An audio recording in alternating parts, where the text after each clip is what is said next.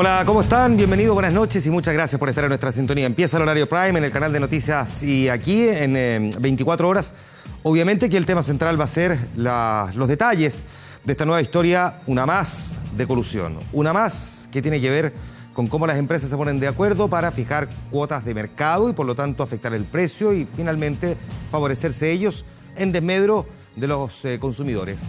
Todavía no está el cálculo de cuánto pudo haberlos afectado, es decir, el volumen total, pero se estima que es alto. Vamos a conversar con expertos para intentar proyectarlo y entender un poco por qué pareciera, al menos, que la investigación sobre los datos publicados esta mañana por el diario La Tercera, que datan desde el año pasado, pero que recién se filtraron ahora, no parecieran apuntar hacia una investigación formal y habrían sido dejados de lado por la Fiscalía Nacional Económica, que ha concentrado su indagatoria respecto de otro caso. Estamos hablando del de los pañales, porque la misma empresa que estaba siendo investigada por coludirse en lo que se llamó el papel tisú, el papel confort, ahora también, sabemos, se había coludido al mismo tiempo sobre los pañales para guaguas.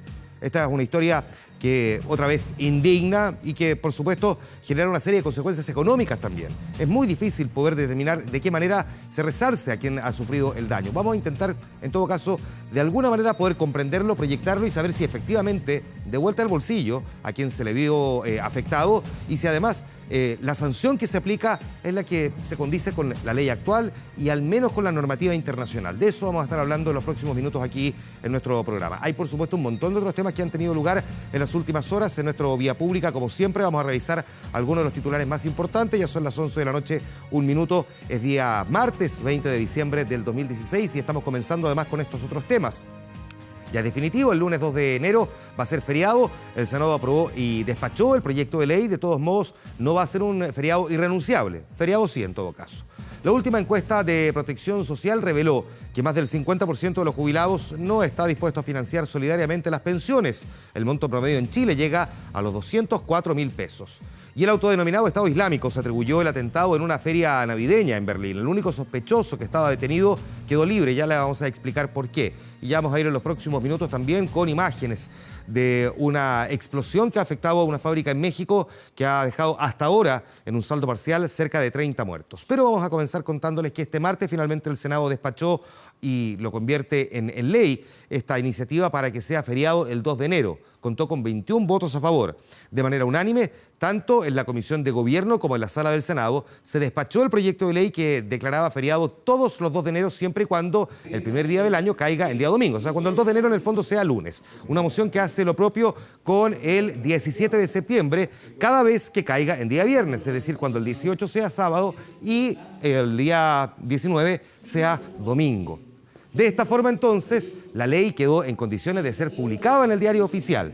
De todos modos, los parlamentarios establecieron que este feriado no será irrenunciable para los trabajadores del comercio, según decía esta iniciativa legal.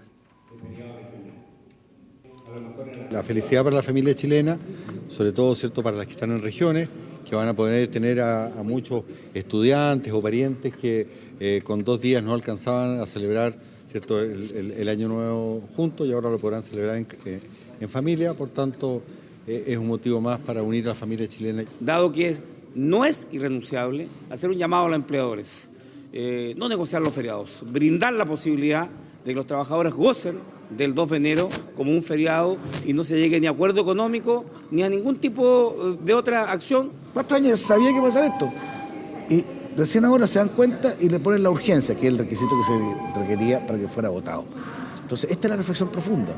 Está bien, pero por Dios, se puede haber hecho 20 veces mejor. La felicidad para la familia. Ahora, ¿cuánto mejor si la ley era la ley? Digamos, el proyecto estaba ahí, que se discutió a última hora.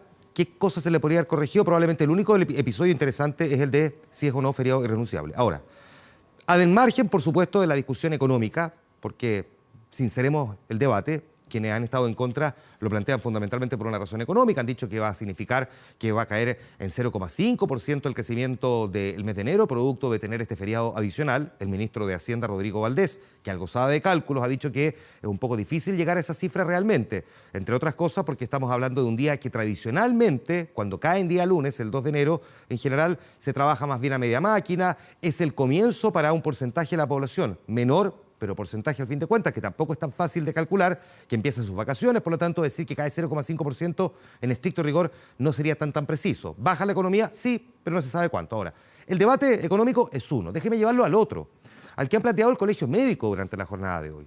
Porque si esto se hubiese discutido con tiempo, y es aquí lo interesante, y valga entonces el tirón de oreja, porque el calendario está publicado, digamos, no es que lo hayamos conocido de sorpresa y de sopetón hace algunas semanas, hace mucho rato que se sabía que el 2 de enero del 2017 caía en día lunes. Resulta que el Colegio Médico plantea este dilema. Dice, hay personas que han esperado meses por una operación, que quedó programada para un día hábil como el 2 de enero, y que ahora se va a encontrar con que va a tener que ser nuevamente reprogramada esa operación. Y quizás cuánto tiempo más va a tener que esperar.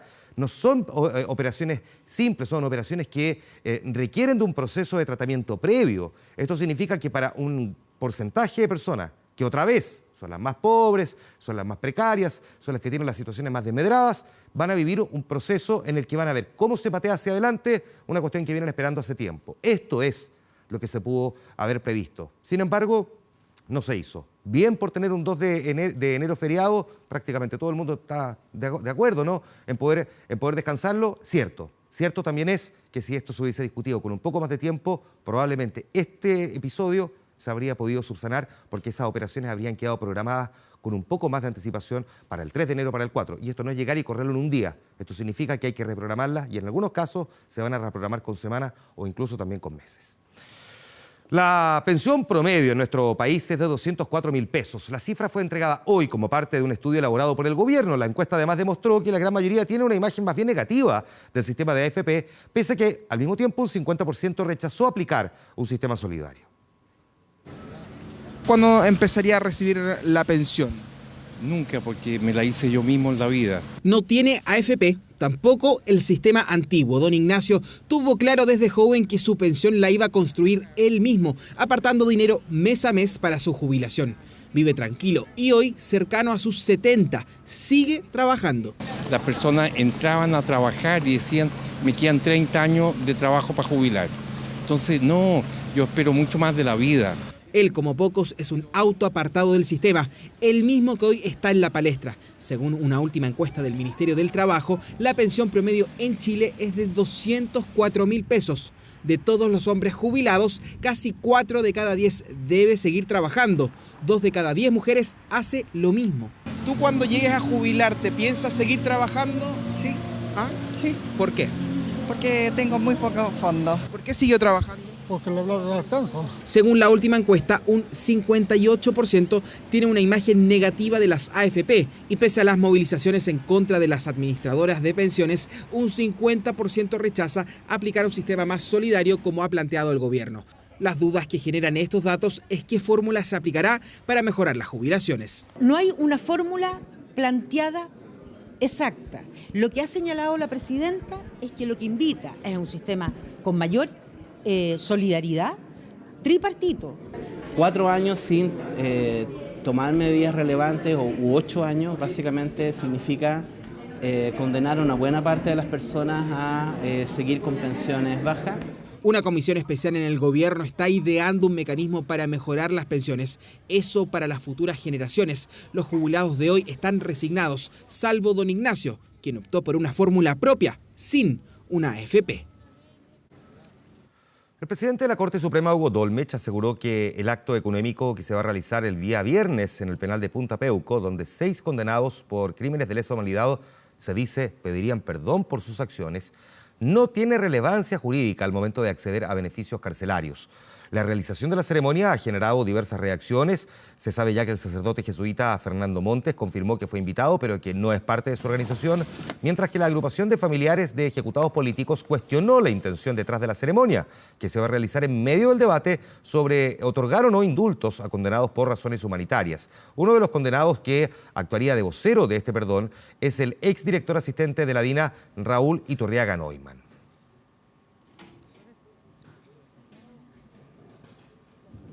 Ya hay varios candidatos presidenciales que se han pronunciado al respecto. La frase probablemente que más marcó durante el día fue la que dijo José Miguel Insulza, que está bien que haya perdón, pero que no puede haber una contraprestación detrás de esa petición de perdón, es decir, que se esté haciendo para conseguir algo a cambio, como por ejemplo un beneficio carcelario, que sería eventualmente lo que estén buscando al mismo tiempo. Un joven vestido de negro, huyendo después de lanzar un objeto contundente, es la única imagen que existe del presunto agresor de Andrónico Luksic ayer en el Centro de Justicia. El movimiento No Alto Maipo descartó cualquier autoría en esta agresión. Un proyectil en la cabeza del controlador del Banco Chile tensionó aún más el álgido episodio en la explanada del Centro de Justicia. 6 activistas opositores al proyecto hidroeléctrico Alto Maipo, del que el empresario es accionista del 40% a través de Antofagasta Minerals, lo esperaban en la puerta donde minutos antes había declarado. Ya fuera del recinto, otros manifestantes se sumaron a la trifulca. Algunos fueron detenidos cuando lo agredieron. Aquí se ve al presunto agresor. Claramente se ve a una persona, a un hombre, que viene corriendo, tira algo a este desorden de gente que había ahí, de periodistas, camarógrafos y personas, y vuelve a irse. Aseguramos que la persona que lanzó este proyectil no es una persona que participa en nuestro movimiento. Antes de que ocurriera el episodio, a Luksic se le ofreció la posibilidad de salir por una vía más protegida, a lo que el empresario se negó, pues se había comprometido a hablar con la prensa. ¿Puedo salir por la puerta principal? Si usted desea, por supuesto. ¿Sí?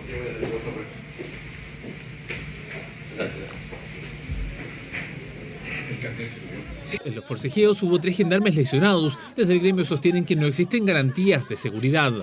Nosotros como funcionarios de Gendarmería estamos preparados para digamos, enfrentar este tipo de situación. No obstante eso, creo sí que hubo una falta de descoordinación ahí, de coordinación digamos, con la policía específicamente para haber evitado quizás esta situación. El personal que está digamos, asignado a la función de protección de personas son alrededor de 20 funcionarios. Por lo tanto, evidentemente se vio superado por la situación. La duda es si la seguridad de la explanada del Centro de Justicia corre por cuenta de Gendarmería o Carabineros. Los abogados de Luksic optaron por no ahondar en las consecuencias del episodio que terminó con la agresión al vicepresidente del Banco Chile. Una fuerte polémica se desató durante la tarde en el Congreso luego de que el ministro de Justicia, Jaime Campos, relatara su visita al centro del Sename, donde murió Lisette Villa, esta niña presuntamente por apremios ilegítimos de parte de sus cuidadores. Esta fue la reacción que tuvo luego el diputado Gabriel Boric. Mire. Encontré un centro ordenado, limpio, pequeño. No vi los hacinamientos que algunos le atribuyen. Y perdónenme, tenía hartas más comodidades que las comodidades que yo tuve en el internado Liceo Hombre de Talca. Y sí, señor. Es de una desfachatez, desvergonzura, pero diputado Boric, si esto tiene que ser un debate, que venga el ministro de Estado a decirnos de que el donde murió Lisette es mejor internado donde él estudió, que se vaya a la cresta. Pero es que no puede ser, presidente. No puede ser que nos quedemos en relación de esas características. La reacción del diputado Gabriel Boric, que sacó aplauso, pero también en algún momento recibió críticas. Las palabras del ministro Jaime Campos, que sin embargo han sido las más cuestionadas frente a la sensibilidad que ha provocado el caso de la pequeña Lisette. Primero, quiero mostrarles la pregunta que tenemos formulada en nuestro fanpage en facebook.com/24horas.cl, porque queremos conversar de esto, por supuesto, que es parte central de nuestro programa. Si piensa que la colusión de pañales va a terminar con sanciones realmente a los responsables. Ahí está la pregunta. Usted puede respondernos en nuestro fanpage en facebook.com. Eso lo vamos a hacer en un momento más. Antes de irnos a la pausa, tenemos una recomendación que hacerle. Comienza a esta hora con los cerca de 30 muertos y 70 heridos que se contabilizan luego de una serie de explosiones en un mercado de fuegos artificiales en la localidad de Tultepec, en el Estado de México. La detonación encadena en ese mercado de San Pablito, que es el más grande de pirotecnia en el país azteca. Se inició pasadas las 2:30 de la tarde, hora local, cuando unas 2.000 personas visitaban el lugar. Los equipos de emergencia solicitaron refuerzos de municipios aledaños, mientras que la columna de humo se expandía a lo largo y ancho de más de 1.000 metros cuadrados. El fuego consumió decenas de los 300 locales de este mercado. San Pablito ya había sufrido grandes explosiones que destruyeron todos sus locales en los años 2006 y también 2007. El grupo terrorista autodenominado Estado Islámico reivindicó este martes el atentado con un camión que arrolló a casi un centenar de personas en un mercado navideño en Berlín. La agencia de propaganda de la organización yihadista, llamada Amaq, dijo que el ataque, que dejó 15 muertos y casi 50 heridos, se realizó en el marco del llamado del grupo radical islámico para atentar contra los ciudadanos de los países de la coalición internacional que lidera Estados Unidos en Siria y el norte de Irak. Mientras, las autoridades alemanas creen que el protagonista del masivo atropello podría estar suelto y además armado. Esto luego de que la policía liberara al solicitante de asilo pakistaní que había sido detenido como sospechoso del atentado. Se cree que el camión con el que se perpetró el ataque fue secuestrado por el agresor, ya que dentro de la máquina se encontró muerto a balazos al hombre que la manejaba habitualmente. Las medidas de seguridad se han elevado al máximo en Alemania como en otros países europeos, mientras que la canciller Angela Merkel y cientos de ciudadanos llegaron al centro de Berlín para poder homenajear a las víctimas.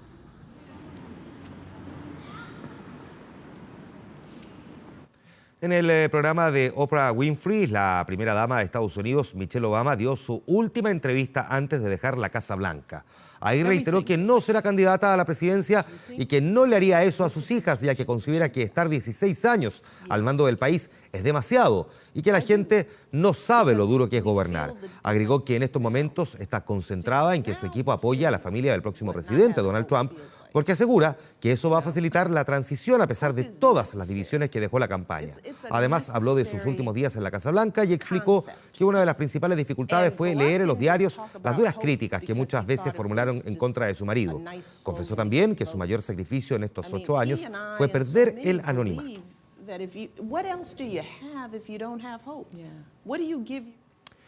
Como cada año, el Círculo de Periodistas Deportivos condecoró a los más destacados de sus disciplinas. Bárbara Rivero fue elegida la mejor de los mejores, al igual que el pesista Jorge Carinao en la categoría paralímpica.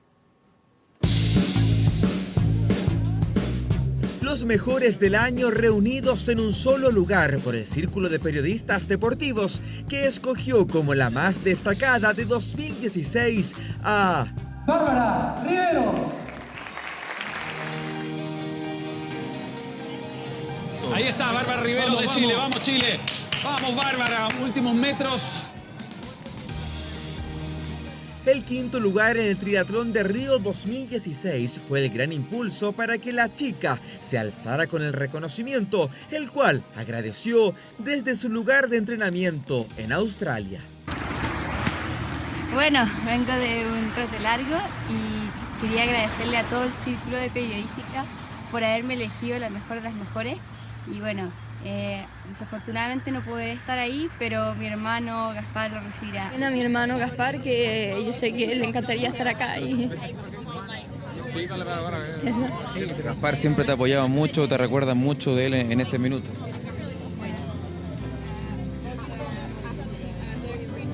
La dedicatoria de los Juegos Olímpicos fue para su hermano. Por ello, este martes fue una jornada especial para Gaspar Riveros al recibir el galardón de Bárbara, quien se impuso en la votación a Arturo Vidal. En esta circunstancia Bárbara ganó, pero también quiero felicitar a Arturo Vidal por lo que ha hecho por la selección y el bicampeonato que hizo en la Copa América. El mejor deportista en la categoría paraolímpico es Jorge Carinao. El pesista, en tanto, recibió el reconocimiento en la categoría paralímpica por su sexto lugar conseguido en Río 2016. Muy importante, la verdad, súper contento, muy feliz con el reconocimiento de los periodistas, así que no me lo esperaba, pero muy feliz.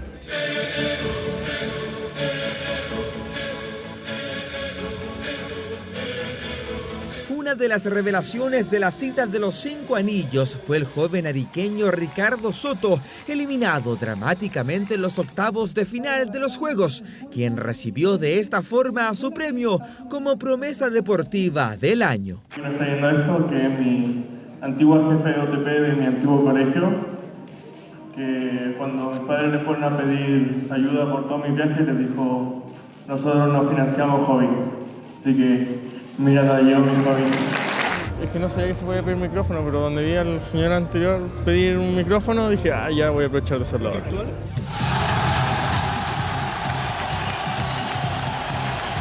El bicampeonato de Católica también significó galardones. Diego Buonanotte fue elegido como el mejor deportista extranjero y Mario Salas como el entrenador más destacado.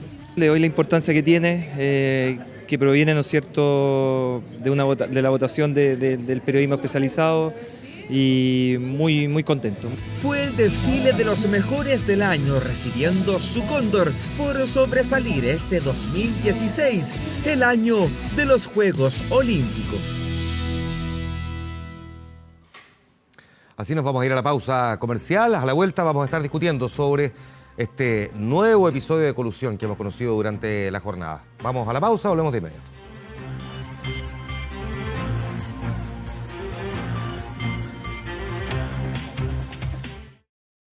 La Navidad se ilumina. La impotencia son algunas de las reacciones después de conocerse esta nueva colusión, esta vez en el mercado de los pañales. CMPC, la misma que alteró los precios del papel higiénico, admitió que había concertado con su competencia el valor de los pañales, un antecedente que además se encendió la polémica por la actuación de la Fiscalía Nacional Económica. Es lamentable porque es una necesidad básica, entonces esté caro o no, uno tiene que costear igual eso. Horrible la noticia porque, imagínate a las personas, el costo de una familia en pañales es demasiado. Al final siempre somos nosotros perjudicados por lo que pagamos. Nuevo golpe, nuevo daño, millones de familias. Otra vez dos empresas se coludieron infringiendo la libre competencia, en esta ocasión en el mercado de los pañales. Según la tercera, la propia CMPC reveló que estos dos ejecutivos, uno de la papelera y otro de Kimberly-Clark, sostuvieron reuniones desde el 2002 para acordar el alza de precios y posicionar productos. Esas malas prácticas de algunos empresarios afectan directamente la confianza y frenan también nuestras posibilidades de desarrollo. Y no podemos permitir que esto se repita. De esta forma, Kimberly-Clark, a través de Haggis y CMPC con pañales Babysec, manipularon precios, escuche bien, por al menos 7 años, información con la que contaba la Fiscalía Nacional Económica desde octubre del 2015, pero tampoco inició una investigación. Debía haberla realizado porque claramente nadie nos puede decir si efectivamente esa colusión terminó en el año 2008 o continuó. O sea, ¿la empresa le está fijando la pauta a la Fiscalía Nacional Económica? Dardos que apuntan directamente al rol de la Fiscalía que dirige Felipe Irarrázaval, cuestionamientos a su accionar que respondieron de esta forma. La Fiscalía Nacional Económica declara que, conforme a la normativa vigente, no se refiere a investigaciones en curso. Pero, ¿contaban con los antecedentes necesarios para iniciar una nueva investigación y requerimiento? Este fue el comunicado que envió la CMPC luego que se revelara la nueva colusión. Los antecedentes entregados contuvieron todos los hechos contrarios a la normativa de libre competencia detectados en la investigación interna.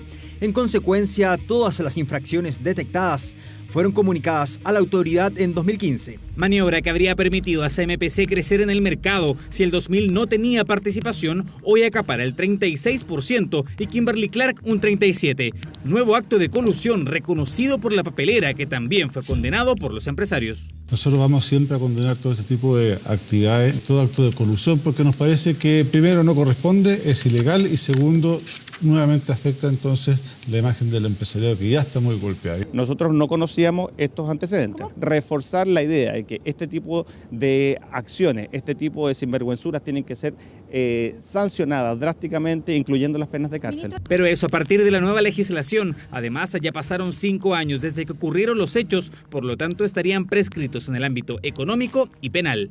El que no sería aplicable por la temporalidad de la aplicación de la ley. En consecuencia, el Ministerio Público no podría iniciar ninguna investigación ni tampoco recibir ninguna denuncia sobre el particular. Nuevo caso en que CMPC involucra a la multinacional Kimberly-Clark. A través de una declaración indicaron que la compañía se ha comprometido con las autoridades chilenas a brindar total cooperación en la investigación. Dado que las investigaciones se están llevando a cabo, Kimberly-Clark no realizará ningún tipo de comentarios. Otra vez una colusión, otra vez daño directo a los consumidores. Por ahora CMPC se mostró disponible a buscar mecanismos para compensar a los millones de afectados.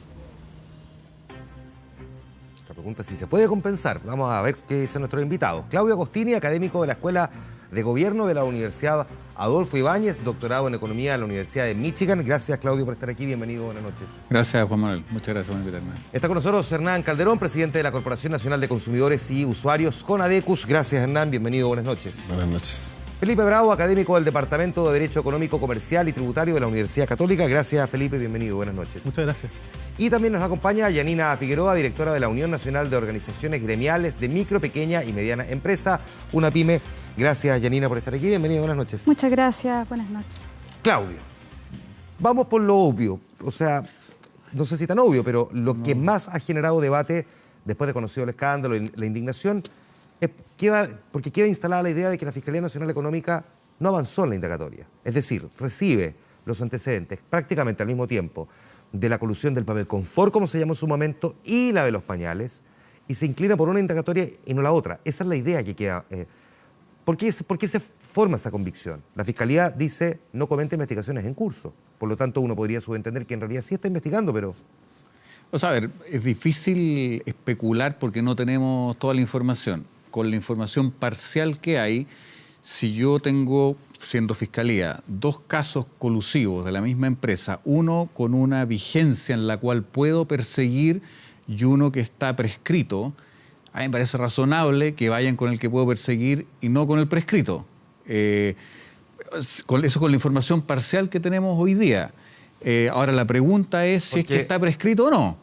Ya, voy a ir a eso. Esa es la pregunta, digamos. Pero si yo tengo 2 casos, uno prescrito y otro no, bueno, es obvio perseguir el que no está prescrito. Y es medio absurdo perseguir el prescrito. Ya, en los casos prescribían a los 5 años. Así es. Antes del 2009 prescribían a los 2 años. Antes del 2009 prescribían a los 2 años. Este es un caso que habría terminado, digamos, el 2009. ¿Cuándo empieza a correr la prescripción? Una vez que termina la colusión, que termina el comportamiento anticompetitivo. ¿Cuando termina el comportamiento anticompetitivo o cuando terminan los efectos de ese comportamiento anticompetitivo para la comunidad? No, cuando termina el comportamiento anticompetitivo, y la razón es muy simple. Y déjame darte un ejemplo de otro lado para no contaminar la discusión con Chile. Microsoft fue condenado por monopolizar el mercado de sistema operativo y el de aplicaciones como Word o Excel. Una vez que terminó esa conducta, los efectos duran muchos años después. Para un entrante, poder empezar a competir con un producto que ya tiene dominio en el mercado puede tomar 10 años.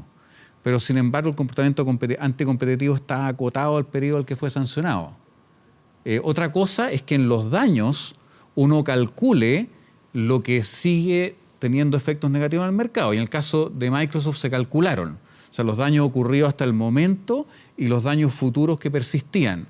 Pero la fecha del delito es cuando se comete el delito. Los otros son consecuencias y daños que se mantienen en el tiempo. Y por lo menos, no sé lo legal, pero económicamente la distinción es bien clara. Claro, porque el diputado José Manuel Evers decía hoy día más temprano, lo voy a citar textual, que entendemos que existe prescripción después de 5 años, pero la prescripción solo se empieza a contabilizar cuando los efectos de aquella colusión terminan y queremos saber si los efectos se extienden después del 2009. No, está equivocado, porque pon en un ejemplo distinto a libre competencia. Yo aquí probablemente me estoy metiendo en temas legales que no sé tanto. Ya voy por el resto del pero si yo atropello a alguien y lo mato, las consecuencias para esa familia duran para siempre.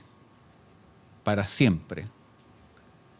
Pero el delito se me va a condenar por ese hecho particular en la fecha que ocurrió. Estoy extremando el argumento, digamos, pero acá no es tan distinto, creo yo. Hernán, que ambas empresas, Kimberly-Clark y la CMPC, concentraban más del 70% del mercado, o sea, estaban por el 72, casi 73%, por lo menos en la época en que desde el 2002 al 2009, según los documentos que hasta ahora parcialmente hemos conocido, se habrían coludido. ¿Cuánto pudo haber afectado desde el punto de vista a la cantidad de consumidores? ¿Hay ya un cálculo estimativo de cuántos consumidores, por cuánta plata? No, habría que ver, primero que nada, cuánto era la producción, cuánta es lo que consume cada persona.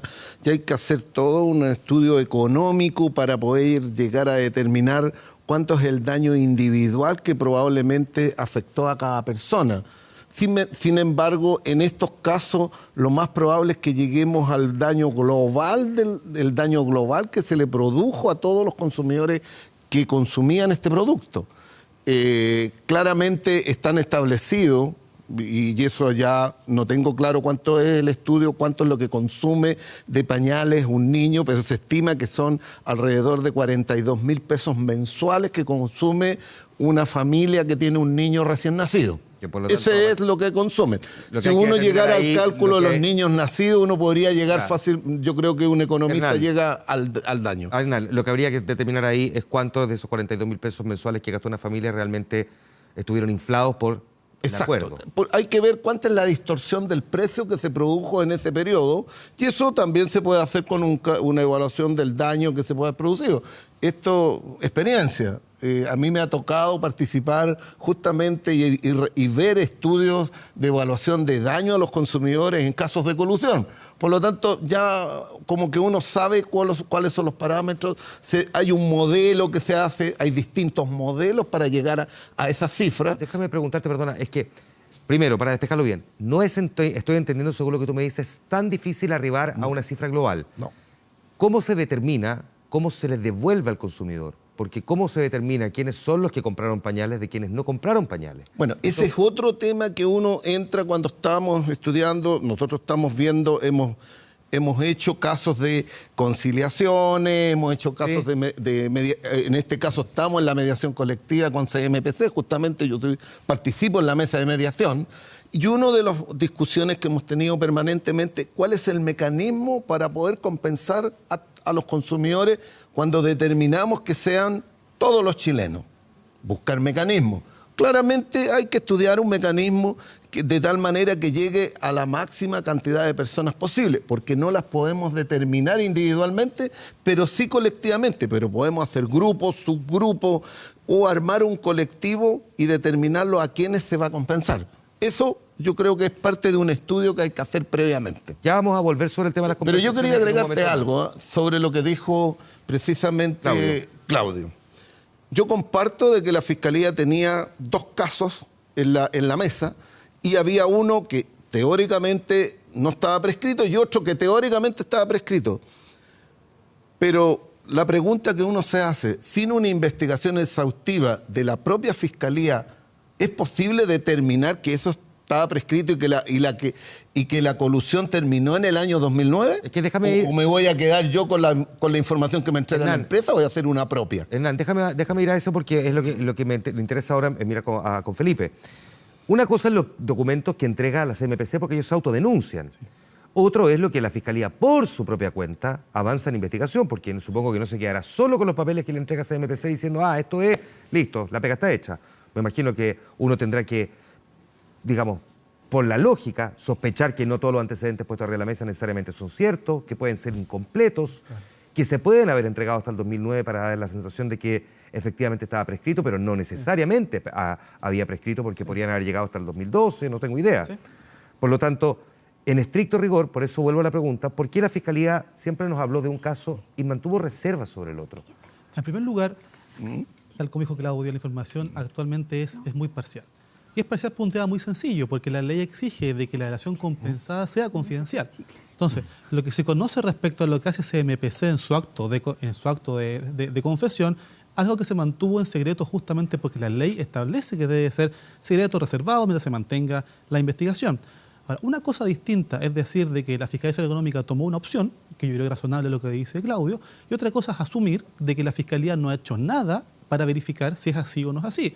Yo no tengo ningún antecedente para creer que la Fiscalía no verificó los antecedentes o lo que hizo o lo que no hizo. Solo sabemos un hecho objetivo, que supimos a través de un medio de comunicación, cierta prensa escrita, que CMPC señaló que durante el 2002-2009. ¿Puede haber habido algún acto colusorio posterior al 2009? Indudablemente que sí. Ahora, no lo sabemos actualmente y lo tenemos que esperar ahora, y no tengo ninguna duda que la Fiscalía, si es que hay algún tipo de antecedente, lo va a hacer con bastante celo, es iniciar algún tipo de investigación. Y te pongo un ejemplo muy sencillo. A ver. La Fiscalía Económica ha tenido un extremo celo en los casos de colusión. Me refiero a celo en el caso de que, aun cuando han sido colusiones muy pequeñas o naif incluso, estoy por ejemplo en ginecólogos, por ejemplo, en el sur de Chile, por ejemplo, estoy pensando, por ejemplo, en taxis en Valdivia, estoy pensando en el caso Pollo, casos de muy pequeños, incluso también muy grandes. La Fiscalía Económica ha actuado con extremo precaución y celo respecto a investigar conductas que pueden ser muy pequeñas o muy grandes. Si tuviese la posibilidad de investigar a una multinacional como Kimberly Clark, o como no tengo idea, CMPC o incluso algunas otras, no tengo ninguna duda de que probablemente lo vaya a hacer. Piensa que estamos viendo casos incluso de navieras en el mundo que la Fiscalía ha iniciado acá requerimientos por una colusión en el transporte de autos a lo largo del mundo que tuvo efectos en Chile. Me parecería muy extraño de que si la Fiscalía tuviera antecedentes para decir que hubo un caso acá en particular, no esté investigando. Ya, está bien. Yo no digo que necesariamente la Fiscalía no haya investigado. La pregunta más bien es otra. ¿Por qué se toma un camino respecto del papel tisú, de informar respecto de la investigación, que estaba haciendo, y en no entregó ni un antecedente? O sea, fue una sorpresa. Probablemente es porque efectivamente quizá vos está investigando, o quizá como en otros casos, en muchos de estos casos nosotros también tenemos conocimiento de que las empresas han realizado algún tipo de hecho esencial, han informado a las autoridades de seguros, por ejemplo, mucho antes de que el público también lo sepa. Entonces, probablemente puede haber algún tipo de actividad investigativa que puede haber sido también vista, quizá también que puede haber sido complicada si se vio a la luz pública. Lamentablemente, con la información escasa que tenemos actualmente son bastante... es muy poco. Sí. O sea, para ir de luego con Yanina. Sí, o sea, yo en tu pregunta, Juan Manuel, yo creo que hay un tema que es el que a mí me parece más delicado acá y que pues están todos escandalizados, pasó al lado. Esto es producto de una filtración. Exacto. Y a mí eso es lo que me parece más grave y puede entorpecer la investigación. O sea, en lo que tú estás diciendo, llega CMPC y dice, mira, en este caso está toda la evidencia y en este hasta el 2009. La Fiscalía hace lo que tú acabas de decir, se pone a investigar en forma independiente, a corroborar eso, a pedir más antecedentes. Y supón que en el caso del papel tissue, papel confort, la evidencia era suficientemente fuerte para decir voy a tribunales. Y en esta no era suficientemente fuerte, el periodo no estaba claro, entonces voy a seguir investigando. Y una vez que tenga un caso fuerte... Eso es lo que presuponemos. Pues eso es lo que suponemos. Pero supón que estás en ese proceso y se filtra esto. Déjame ponerte el caso peor. Kimberly Clark no sabe que la estaban investigando. Y ahora sabe. Y si la Fiscalía en su investigación todavía no ha entrado a requisar computadores a la oficina de Kimberly Clark hoy día sabe que eso puede ocurrir y hoy día mismo, estoy especulando, digamos, pero es un caso posible. Podría borrar y votar todos los computadores con evidencia. Cuando la Fiscalía llegue mañana va a ser tarde. Entonces...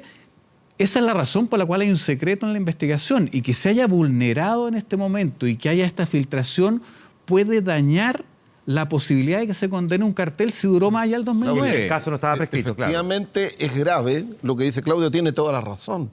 Nosotros somos parte del requerimiento de la Fiscalía Nacional Económica por el caso de CMPC S.A.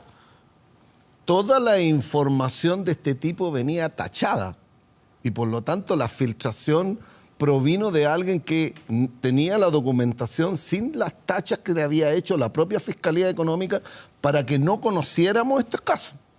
Por lo tanto, es gravísimo lo que ha sucedido. Se filtró un documento que no es el que está en el Tribunal de Libre Competencia probablemente. Porque el que está en el Tribunal de Libre Competencia, para todos los que intervienen en la causa, está tachado. Claro, hay dos versiones. Hay una versión pública y una versión que efectivamente... Claro, entonces ese es el tema. De dónde sale esta filtración es lo grave. Ya podemos después, si quieren, teorizar sobre quién pudo y para qué filtrar. Pero déjeme incorporar ahora a Yanina, porque quiero mirar primero. Déjame preguntarte primero, así como para empezar esta parte de la conversación, Yanina, ¿cómo le pega a los pequeños, medianos empresarios? Mira, nos pega fuertemente, porque nosotros las pymes damos el 64% del empleo en Chile. Y la verdad es que más de 2.000 empresas, solamente 2.100 empresas, tienen el 70% de la venta de los bienes y servicios. Y nosotros batallamos en este mundo además de una desigualdad tremenda. O sea, me parece que todo el análisis está súper correcto en mis compañeros de panel, pero aquí yo quiero hablar desde la pyme real, de lo que significa batallar por una empresa como la mía, que vende papel higiénico no coludido, a batallar en el 10% que nos queda de mercado. Frente a esta práctica empresarial, porque es una práctica empresarial. O sea, estamos hablando de los mismos personajes que defraudaron también durante 10 años a todos los chilenos y chilenas que consumían el papel higiénico, con complicidad además de los supermercados, donde las pymes como la mía y como muchas otras, cerca de 900.000 empresas, somos las MIPYMES. Y tenemos solamente el 30% de las ventas. Entonces estamos hablando de una tremenda desigualdad. Estamos hablando de gente además que tiene una ambición desmedida.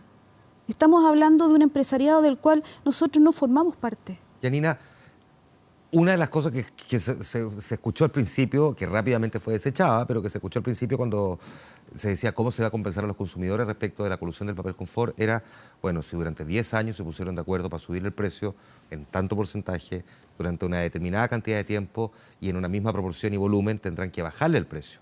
Pero al hacer eso, a quien más perjudican es precisamente a los pequeños comerciantes, a los pequeños productores. ¿Cómo lo miran ustedes entonces, donde no solamente se han golpeado una vez, sino que eventualmente, incluso cuando alguien propone una solución como esa, podrían ser afectados de vuelta? Bueno, cuando surgió el tema de la colusión del papel higiénico, nosotros habíamos planteado que sería bastante importante darle una devuelta de mano a la sociedad en su conjunto y tal vez construir hospitales de alta complejidad para que sean ocupados por las personas. Podrá Hernán ponernos más al tanto de cómo van las compensaciones a las personas, pero yo quiero ir al fondo de esto. Y ahora, el fondo, no digamos que esto es de forma, también es muy de fondo. Es de fondo, si estamos en un país absolutamente, con una economía tremendamente concentrada. O sea, yo batallo día a día, me levanto muy temprano, me acuesto muy tarde, soy también trabajadora de mi empresa, como la mayoría de las pymes en Chile. Yo batallo todos los días con la CMPC, que además sigue siendo el gran comprador, el gran vendedor del Estado, que se gana las grandes licitaciones. Entonces, ¿cómo nosotros vamos a luchar con esta desigualdad? Si finalmente todos estos amarres de esta delación compensada por un lado, de que no hay pena de cárcel por otro, que finalmente el Congreso el año pasado tuvo que apurarse para ver el tema de la ley de transparencia, que se tuvo que apurar para ver el tema de cárcel, nosotros estamos como parchando en el momento en que empiezan a ocurrir las cosas. No hay una mirada sistémica de cómo nosotros vamos a combatir esto. Tú planteas una de las críticas que durante el día se volvió a escuchar de nuevo, Claudio, Felipe, de si el sistema de delación compensada es realmente útil o por el contrario no. Me gustaría la opinión de ambos sobre si efectivamente ha resultado ser útil para efectos de poder avanzar y de alguna manera evitar que la tentación, digamos, a la vuelta de la esquina de seguir haciendo episodios como este lleven a quienes cuando ya lo cometieron más bien prefieren hacerse los hueones, dicho muy chileno. O sea, yo creo que yo creo un sistema que ha probado en el mundo ser efectivo. Pero yo creo que es un error juzgarlo en sí mismo, porque es una parte de 2 o 3 componentes. ¿Cuál es el otro que no había en Chile? La posibilidad que tiene la Fiscalía de efectivamente allanar, sacar computadores, de grabar conversaciones telefónicas. Estas 2 cosas hay que mirarlas en conjunto, porque antes la Fiscalía no tenía esa atribución. Entonces, delación compensada sin eso, de verdad es medio irrelevante, porque si la Fiscalía no tiene cómo pillarme, ¿por qué voy a delatarme? No tiene mucho sentido. Pero si tú pones 3 patas, tú dices, ok, la Fiscalía ahora tiene cómo pillarme, me pueden grabar sin que yo sepa, pueden entrar a mi oficina y sacarme los computadores. Entonces, ok, me pongo un poquito más nervioso. Si además ahora hay cárcel, las multas son más altas, o sea, si me pillan me sale más caro que antes, bueno, me pongo más nervioso. Entonces, ok, si estamos coludidos y el que llega primero se ahorra la cárcel y se ahorra parte de la multa y el otro no, me conviene el primero. Y yo creo que si tú miras la historia de los carteles en Chile, desde el 2009 en adelante, que es cuando existe la posibilidad de facultades intrusivas de la Fiscalía y la delación compensada, nos hemos enterado de una cantidad de carteles que operaban desde antes del 2009 que nunca nos habíamos enterado. Y la evidencia no es que no había carteles, es que había y no sabíamos. Y ahora sabemos. Felipe. Sí, yo pienso exactamente lo mismo. La mejor prueba de eso es que el año 2002, cuando teóricamente se inició esta figura de colusión en el caso de los pañales, había cárcel en Chile para estos hechos. Y había una pena de cárcel que no era baja. Y pese a que había una pena de cárcel, existió justamente este acto colusivo que duró, y no creo que sea coincidencia, tal como dice Claudia, hasta el momento en el cual se modificó la legislación. Probablemente las personas están juzgando esto por el hecho de que se saben muchas figuras de colusión. Sin embargo, yo creo que justamente eso, la posibilidad que teníamos, o sea, que tenemos actualmente para encontrar prueba, como dice Claudio, con medidas intrusivas que son muy intensas, que tienen fiscalización económica, pero en segundo lugar, porque la delación compensada, del punto de vista económico, es un incentivo tremendo para que los participantes que cooperan dejen de cooperar. Yo me puedo liar de una multa que puede ser en este momento hasta el 30% de las ventas o el doble del beneficio económico obtenido o hasta 60.000 UTA, que es hasta 3 veces más de lo que era el año 2002. Me parece que lo que dice el audio es correcto y más aún probablemente es el instrumento más exitoso que hemos tenido en el combate a los atentados a la libre competencia en nuestro país. Y me parece que juzgarlo por los efectos, porque se han encontrado muchos, es a la inversa, es juzgar por el éxito que ha tenido. Probablemente, si vemos hechos colusivos, fecha 2014, 2015, tenemos que verlos de una forma distinta. ¿En qué caso o hasta qué punto entonces no fuimos capaces de hacerle ver entonces y una a través de quizá un enforcement un poco más de colaboración, enseñarle a los empresarios, enseñarle a los emprendedores de que estas figuras pueden ser sancionadas de manera muy dura. En este momento, actualmente, no me cabe ninguna duda de que no hay ningún director, ejecutivo o empresario que no sea consciente de que la pena de cárcel existe, de que las multas multimillonarias existen y que pueden incluso arriesgar que se acabe la empresa o quiebre la empresa. No creo que alguien se arriesgue en este momento a algo así.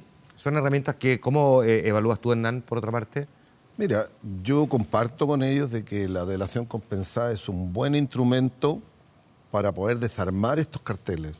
Es un buen incentivo para los empresarios. Sin embargo, nosotros siempre pusimos en discusión cuando estuvo el proyecto de ley, el que está aprobado y hoy día vigente, es que en casos de delación compensada, el empresario que recibe los beneficios de la delación compensada no va a ser denunciado como un acto penal para que pueda pagar con cárcel, se le va a rebajar las penas, las multas, puede quedar en cero. Sin embargo, los consumidores quedan sin ser compensados. Y nosotros lo que hemos dicho permanentemente es que simultáneamente debe entregar un plan de compensación, porque los afectados van a tener que seguir después la vía judicial para poder buscar la compensación. Eso es lo que no nos parece de lo que hoy día tenemos. Creo que es justo que el empresario que reconoce y se acoge a la delación compensada, simultáneamente debiera entregar ese plan de compensaciones y también pensar en la sustentabilidad de la empresa. Porque claramente, ¿qué es más importante? ¿Compensar a los dañados o aplicar la multa de beneficio fiscal? Es un tema que nosotros lo pusimos en discusión. Dijimos, prioridad a los consumidores y después los beneficios fiscales. Es bien complejo esto. Déjame volver entonces un poco a cómo se compensa a los consumidores, porque aquí Yanina decía, bueno, podría uno buscar otra fórmula, no tengo idea, pero ¿cómo se compensa al consumidor? ¿De qué manera? A ver, o sea, tenemos fórmulas. Pero, a ver, tenemos fórmulas. Te doy un ejemplo. ¿Qué pasaría si nosotros determináramos, en este caso de los pañales, y dijéramos y pudiéramos decir todas las mujeres de tales y tales edad, entre este año y este año son las compensadas? Podría ser una fórmula de compensación. ¿Pero compensadas cómo? Ponme un ejemplo todavía más concreto. No, en dinero, en efectivo. ¿En plata? En dinero. Hoy día existen diversos instrumentos. Yo podría ocupar una cuenta RUT para poder compensar y tengo más de 10 millones de personas que tienen cuenta RUT. Fíjate que tenemos más de 10 millones de personas que hoy día tienen cuenta RUT. Tener una cuenta RUT hoy día es prácticamente tocar una tecla. Y por lo tanto la podrían tener todos los chilenos. ¿Yanina? En consecuencia, ese es uno. Segundo tema, ¿cómo compensa a las pymes? Ese es otro tema que es diferente, porque nosotros cuando peleamos siempre hacemos extensiva la demanda déjame a las pymes. Las pymes tienen otros daños que tienen que probar. Yanina, es que ahora, porque estamos hablando de los consumidores, ¿cómo se compensa a la pequeña empresa, a la pequeña y mediana? Porque tú dices, se vieron ustedes afectados durante un montón de tiempo, o sea, los van marginando, los van sacando del mercado, o sea, los que logran sobrevivir, efectivamente sobreviven. Aquí hay una competencia desleal que es brutal. ¿Cómo habría que compensarlo a ustedes? Por Dos empresas de papel higiénico tienen 90% del mercado. Y en el otro 10% navegamos todos los demás, que somos muchos. ¿Cómo nos compensan en esta concentración de mercado horrorosa? Bueno, déjenos participar en el mercado. Ahora yo no sé, soy ignorante en el tema, pero supongo que Impuesto Interno en algún momento podrá saber qué pasa, por qué empresas están teniendo estas utilidades siderales. Pero aquí, ¿cómo se compensa además la fe pública de la gente? ¿Cómo se compensa el que nosotros volvamos a creer en este empresariado que además somos tremendamente necesarios para el desarrollo del país? Está bien el dinero, nos tienen que compensar porque ellos se hicieron millonarios y billonarios sacando la plata de nuestros bolsillos, robándole a cada uno de los chilenos y chilenas. Pero además ahorcándonos, ahogándonos a las pymes. Pero ¿cómo se recupera la fe pública y la confianza en los chilenos?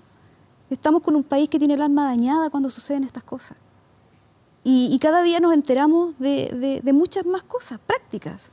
O sea, tenemos un candidato a la República, además, que también ha tenido actuaciones de este tipo, que representa fielmente lo que está sucediendo con el empresariado de estas mega empresas en Chile. Además, son empresas que son tremendamente desleales con sus trabajadores. Ellos han sufrido las tremendas huelgas. En el 2011, la CMPC y PISA tuvieron unas tremendas huelgas de sus trabajadores. Además, le roban a los consumidores. Dejan que las pymes casi naveguemos ahogándonos en este pedacito de mar que nos dejan. Y más encima, no compensan a sus trabajadores con las tremendas ganancias que tienen. Entonces eso nos hace revisar a nosotros como país qué pasa con nuestros mecanismos, qué pasa con nuestras autoridades. ¿Cómo es posible que alguien se sorprenda de lo que está pasando? Si estamos hablando de 7 años, estamos hablando de la otra colusión de 10 años, estamos hablando de farmacia, estamos hablando de pollo, estamos hablando de transporte y de todo. Estamos hablando de supermercados que no nos dejan a las pymes tener nuestros productos en sus góndolas, porque piden un tremendo rappel que nosotros no podemos pagar. Sin embargo, nosotros trabajamos codo a codo con nuestros trabajadores. Dame un segundo, Hernán. Claudio. Pero antes de que me responda. Dale. Solo yo tengo una discrepancia grande y creo que es relevante discutir. A ver, dígalo.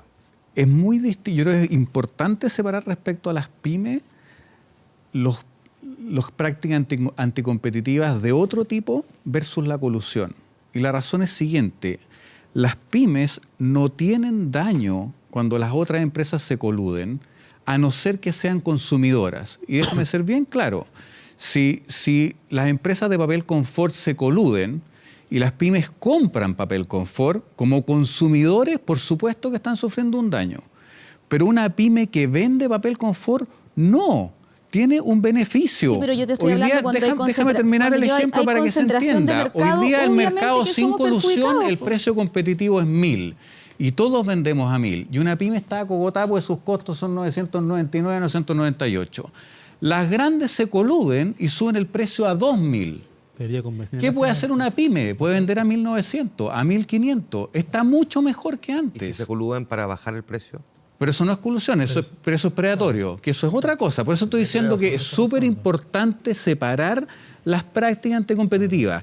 Cuando hay un acuerdo colusivo, las empresas que están en el mismo mercado y no se coluden se benefician. Y es lo que acabo de decir, el precio subió para todos.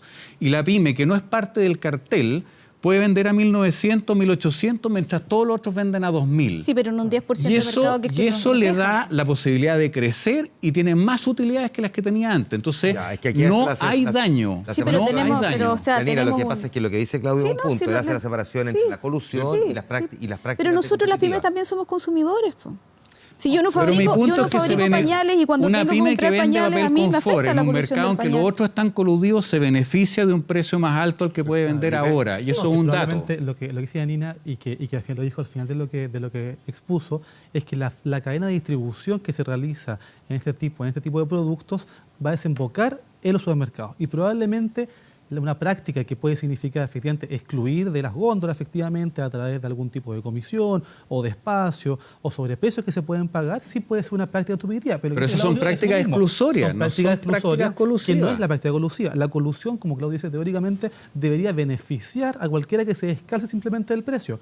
Una cosa distinta son prácticas como restricciones, pueden ser verticales, horizontales o cualquier otro tipo de práctica que, como tú bien dijiste, puede significar que los mercados, por ejemplo, no le den la pasada efectivamente a las pymes de ese caso. Ahora, confundir, como el audio dice, ambos supuestos puede quizás manchar un poco la discusión para que sea un poco más precisa. Indudablemente los consumidores y las pymes en cuanto a consumidores pueden tener un efecto nocivo producto de un acto de colusión, pueden alzar el precio. Indudablemente puede haber un problema en la distribución de los productos a través de los canales mayoritarios, como puede ser los supermercados. Probablemente los almacenes venden muy poco, la gente no compra, no tengo idea, en el Presa Bio Bio, por ejemplo. Sin embargo, si es necesario investigar de su manera distinta. Si es que existe, es sancionable igual que una colusión, por supuesto. Claro. Hernán. Mira, yo comparto lo que está diciendo Claudio porque exactamente es eso. Las pymes son afectadas en la medida que son consumidores finales. No es... Las productoras, como dice Claudio, efectivamente... al subir el precio con el efecto del precio con colusión, ellos son más competitivos. El problema que tiene aquí las pymes, y eso es verdad, que no tienen espacio para competir porque claramente las grandes empresas tienen copado el mercado y los espacios para que ellos puedan competir son mínimos. ¿Qué es lo que tenemos que hacer? ¿Qué es lo que propusimos nosotros? es justamente en la ley, es asignar cuotas de mercado por cada área de la economía. En el caso papeles, debiera haber una cuota de mercado. No puede ser que tengamos 3 que tienen el 96% y el 4% se reparte en todas las pymes. ¿Funciona en otros lados, no, es que, mira, en Estados Unidos hay cuotas, se nos ha dicho de que Chile es un mercado muy pequeño, que por eso no se pueden asignar cuotas, pero en Israel, que es más chico que Chile, sí hay cuotas de mercado. Y se asignan entre un 15, un 25, según lo que quiera el Estado, cuántos actores quiere por área de la economía. Pero esa es una medida competitiva. Claramente que si nosotros asignáramos 15% máximo de cuota de mercado, ya tenemos a lo menos 6 actores compitiendo. Es más difícil que haya colusión. Esa es una medida. Las chicas podrían convertirse también en más competitivas. Esa es una medida competitiva realmente. Lo que pasa es que hoy día nosotros tenemos una economía que está constituida mayoritariamente por puros oligopolios. No hay más de 2 o 3 en cada área de la economía. Estamos viendo que en el papel tissue, en los pañales tenemos 3, en las farmacias tenemos 3, las bombas de benzina son 3, todas son 3. Entonces, no es posible competir. También hay momentos en que también hay actos depredatorios, que esos son los menos en todo caso, pero claramente es muy difícil competir y desafiar a una empresa de ese tamaño. A un chico le cuesta mucho desafiarlo. ¿Por qué no funcionarían las cuotas de mercado, Claudio?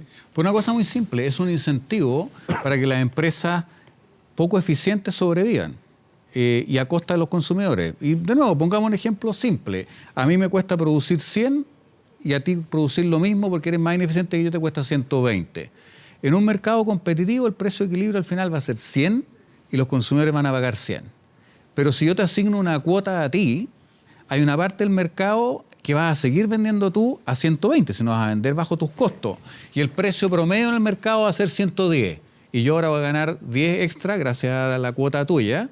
Tú vas a quedar en 0 y los consumidores van a pagar 110 en vez de 100. Una empresa ineficiente como la tuya va a sobrevivir en vez de quebrar y que llegue una eficiente y los consumidores van a estar pagando 10 pesos de más. No funciona. Bueno, ¿y cuál sería la solución según tú con lo que está pasando, con esta concentración de mercado? A ver, la concentración de mercado es una cosa, precios no competitivos son cosas distintas. Uno puede tener 2 empresas que compiten sacándose los ojos y los precios son competitivos.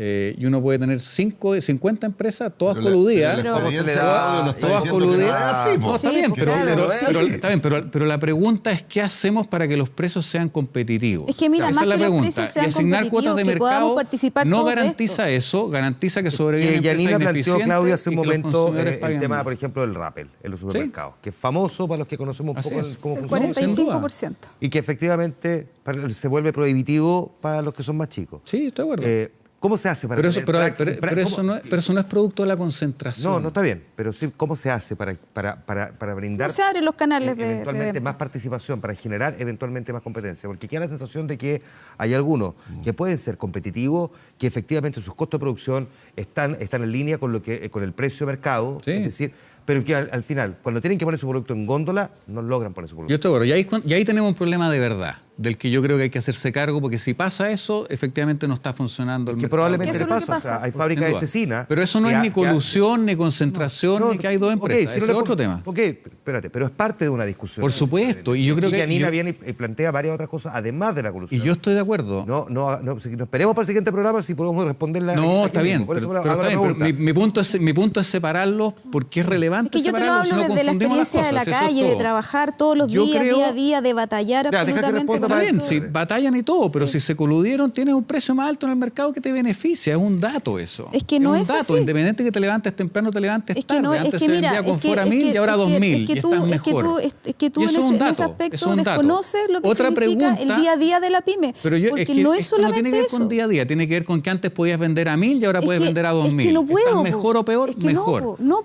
porque tú de nuevo, estás mezclando cosas, estás mezclando colusión. Si tú me dices que en estos 10 años de evolución del papel higiénico las pymes nos beneficiamos y tenemos más participación de mercado, eso no es así. Bueno, a ver. Porque las cifras lo dicen. Pero O sea, el 90% tú estás atribuyéndole, del mercado tú me estás diciendo que si en el mercado el precio antes era 1.000 y ahora es 2.000. Se hablan a todo mismo tiempo, créame que el televidente no va a entender nada. Claudio, dame un segundo. Lo que está planteando Claudio, Yanina, es que si efectivamente en la lógica de la colusión, que es lo que pasó aquí, lo que hicieron es que se pusieron de acuerdo para fijar el precio y elevar en la práctica el precio, copando una parte importante del mercado, teniendo un porcentaje importante de mercado, en la práctica, sin embargo, ustedes podían vender incluso más caro porque el precio estaba no a 1.000, sino que a 2.000 y ustedes no necesariamente podían vender a 2.000, pero no estaban obligados a vender a 1.000, podían haber vendido a 1.500, vender a 1.700. Por lo tanto, no es que a ustedes los haya afectado en el precio. No, pero si eso yo lo tengo claro. Yo te estoy poniendo todo un contexto también. Si la colusión es una parte de lo que nos está pasando. Si yo estoy haciendo un llamado desde del simple televidente que hoy día no está viendo y que dice, otra vez nos robaron. Y desde el punto de vista de las pymes es complejo, porque tú dices, claro, nosotros podríamos haber ganado más. En el caso mío yo siempre vendo más barato. Pero sin embargo siempre tengo la dificultad de crecer. Si además, mira, ellos tienen la práctica de cerrar negocios a niveles nacionales, con los grandes conglomerados donde nosotros las pymes no podemos entrar. No descentralizan las compras en forma regional. Pero estamos volviendo a las prácticas exclusorias y no a la colusión. Bueno, yo también quisiera plantearlo. No, por supuesto, pues está bien. Mi único punto es un poquito de espacio que tenemos los gremios. Yo represento un gremio que es la UNAPYME de 156.000 pymes en Chile y tenemos un espacio pequeño que también quiero aprovechar para hablar de eso. A mí me parece muy bien, pero tú partiste diciendo que por la colusión habían sido perjudicados y tenían que recibir pago de daño y eso no es verdad. Como consumidores, eso por supuesto, que todos los consumidores, pero no como pymes. Déjame incorporar a Felipe a una última pregunta. Tiene que ser consumidores. Por supuesto, como consumidores. En algunos productos. El tema que yo planteaba, al margen de la discusión sobre la colusión, sino cómo hacer más competitivo el mercado, ¿qué cosas nos están faltando a nosotros por agregar? Al margen de la discusión sobre la colusión, que efectivamente ya sabemos que... Bueno, eso ya puede ser claro. Ahora, superando este tema, efectivamente, el tema colusorio, indudablemente hay muchas restricciones o barreras de entrada que pueden sufrir muchos, por ejemplo, mi pyme, pues no solamente son las pymes, ¿cierto? Pequeños emprendedores. Ahora, yo les planteo lo siguiente, por ejemplo, el otro día yo conocí a una persona que tiene esta aplicación de compra por internet que te traen las cosas a la casa, por ejemplo. Esa aplicación no puede en el fondo vender directamente, no tiene para qué en el fondo a través de los canales fuertes te pueden cobrar, ¿cierto? Estas formas de comisiones o de rapper, ¿cierto? Hay muchas formas que los emprendedores han podido llegar a vender sus productos a través de canales que pueden ser menos tradicionales o convencionales. Indudablemente es más costoso, puede ser más difícil, sin embargo, donde efectivamente puede haber un problema, también puede haber alguna solución. No estoy diciendo de que sea la única solución. Por supuesto que hay problemas que son un poco más estructurales. ¿Cómo combatirlo? Yo creo que puede ser una discusión que podemos llevar en el fondo aquí mucho más tiempo. Indudablemente los canales de distribución, barreras de entrada, costos para, por ejemplo, invertir, por ejemplo, en nuevo emprendimiento, son barreras de entrada que pueden dificultar efectivamente la competencia. Por supuesto que la concentración, además, y el poder de mercado tiene alguna incidencia efectivamente en el comportamiento, entre comillas, exclusorio que pueden tener estos oferentes.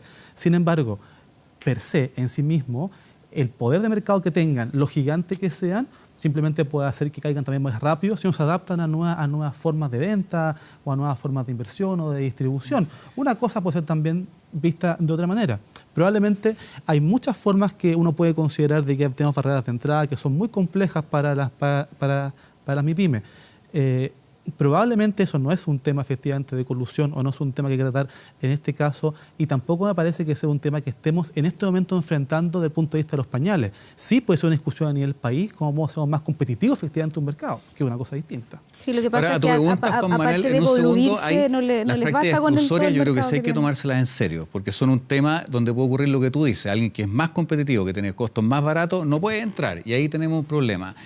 Y yo creo que ahí todavía nos falta dar un paso, a pesar de que tenemos buena institucionalidad, en que el Tribunal de Libre Competencia pueda actuar de oficio. Hoy día no puede. El tribunal solo puede actuar cuando la fiscalía o un privado demanda y pide que intervenga. Entonces el tribunal no puede decir este mercado tiene problemas y yo pido que se cambie la regulación o que se instaure esto. Pero el tribunal, y déjame darte un ejemplo de lo que tú preguntabas de prácticas exclusorias de qué hacer. En el mercado de la leche, a propósito precisamente que algunos eran excluidos, algunos les compraban barato, a otros caro, y había un tema que efectivamente un productor de leche chico, pero más eficiente, no podía entrar. Lo que hizo el tribunal, junto con hacerse cargo de la acusación práctica, reguló el mercado, diciendo aquí los precios tienen que ser de compra de leche, tienen que ser iguales para todo, en tabla, público, y no se puede discriminar. Ese es un ejemplo de una solución para ese mercado que ayudó a que otros pudieran entrar al mercado y que fuera parejo, las leyes parejas para todas. Ahora, lo pudo hacer porque alguien llegó al tribunal. Ese ejemplo se repite con los Rappel y con varios, un montón. Y ojalá uno quisiera que el tribunal pudiera actuar de oficio y decir, en este mercado tenemos un problema y la solución del tribunal es que se implementen estas políticas pro competencia, transparencia no discriminatoria, de acceso abierto en esos mercados. El de la leche es un buen ejemplo. Hernán, Yanina, Felipe, Claudio, pasados ya, perdón, ser directos por la hora. Les quiero agradecer a los 4 que se hayan sentado a conversar aquí con nosotros en Vía Pública. Muchísimas gracias. Gracias, Juan Manuel. Gracias, Juan Manuel. Vamos a la pausa, nos queda todavía programa. Espérenos que volvemos de inmediato.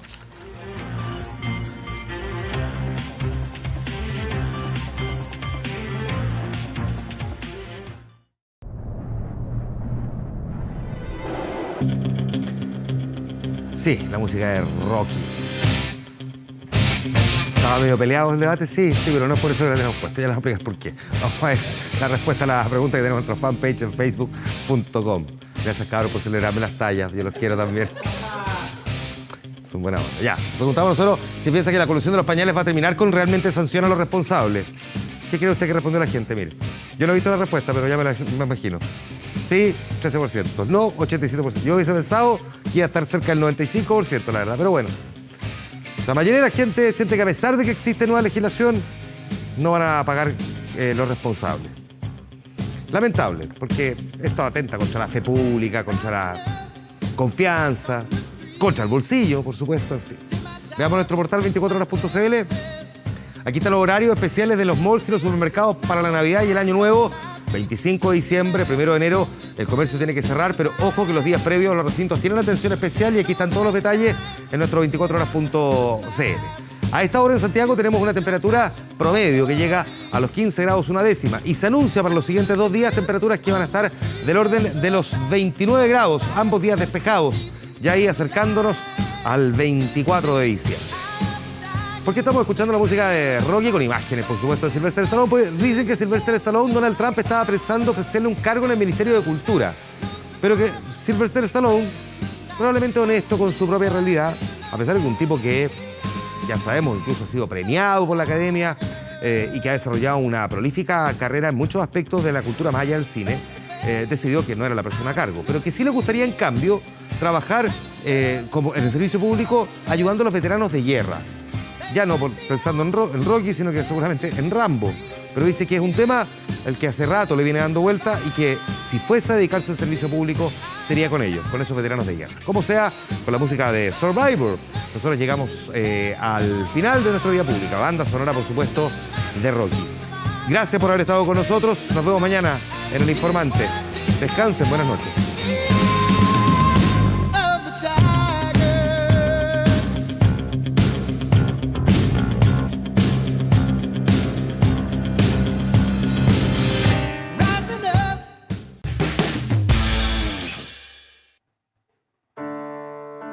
Me dices que si a ti